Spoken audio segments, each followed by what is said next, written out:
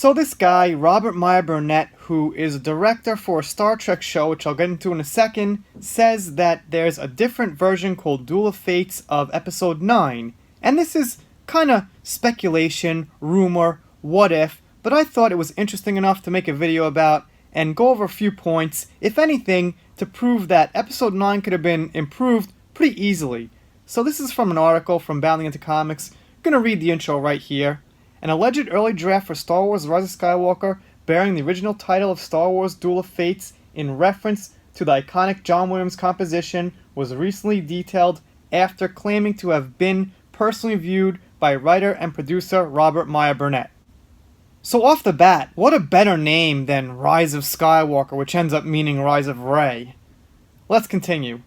Burnett, director of Star Trek-centric romantic comedy Free Enterprise and producer of the special features found on the Blu-ray releases of Star Trek, The Next Generation, and Star Trek Enterprise, detailed the alleged draft of the 317th episode of his YouTube show, Robservations. Kinda cool name, guy. Alright. So, let's read what this crawl said, which was the crawl for the Duel of Fates version of the script.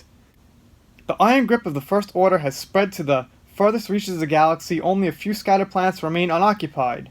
Traitorous acts are punishable by death.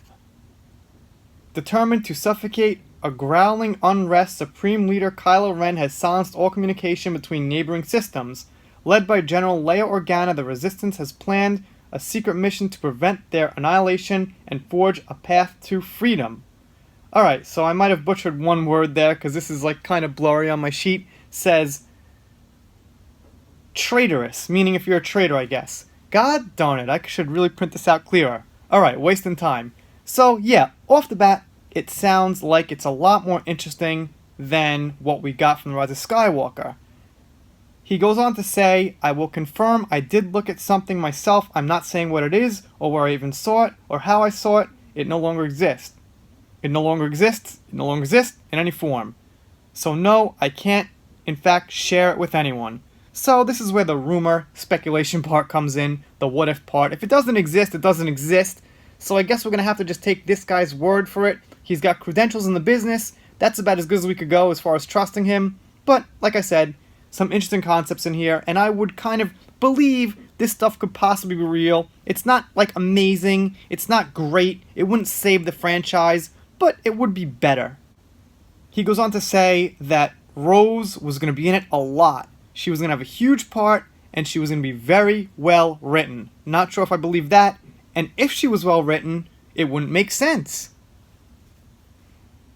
Same thing with Luke.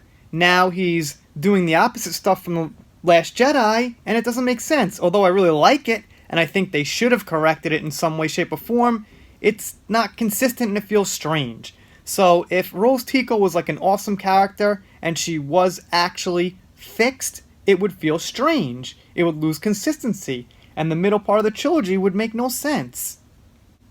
So I just want to go over some stuff I found interesting about the script, some highlights. It's pretty long. Not going to read the whole thing now. We'll be here another 14 minutes and no one wants to hear it. But let's see. Force Ghost Luke appears as Rey trains. Luke is pushing Rey to get stronger in the Force while he is pushing Kylo to let Ben out. Cool. So have Luke do something actually meaningful, in the movie towards characterization. In The Rise of Skywalker, he did something kind of meaningful. Rey needs the ship. He gives her a ship. Alright. It was kind of meaningful, but this would be more like character interaction meaningful, would have been better, and Luke would have served the purpose. Finn asks her if she still senses Kylo. Rey confesses she's been having nightmares. Finn asks if it's Kylo. Rey says she can't explain their connection.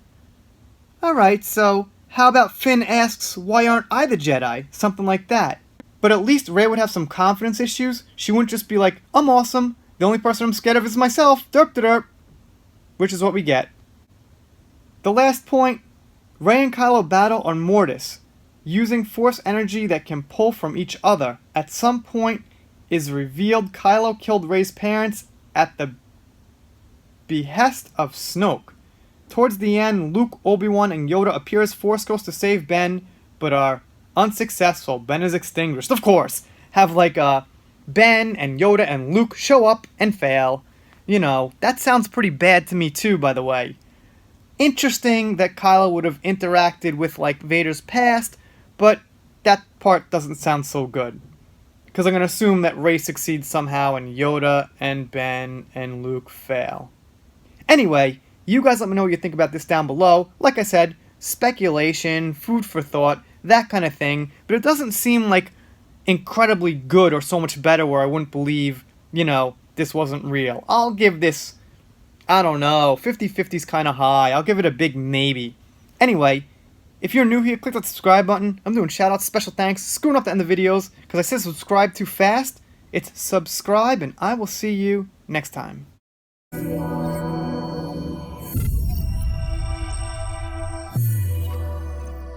If you are not subscribed to this channel, The Entertainment Hacker, what are you waiting for? Smash that subscribe button now.